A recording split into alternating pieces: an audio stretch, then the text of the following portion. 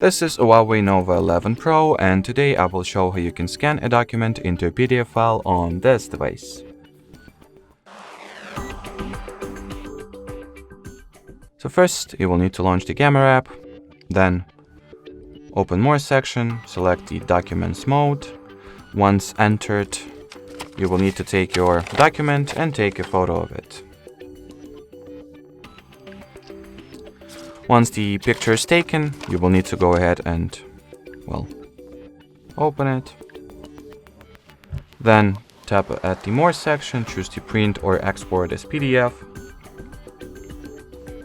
And over here you can select the preferences, or change them rather. Then tap over there, choose the Save as PDF, and save it like that.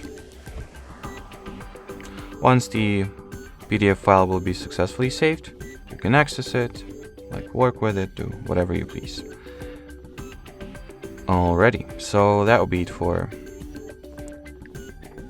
this video. Thanks for watching, thanks for your attention, and bye bye.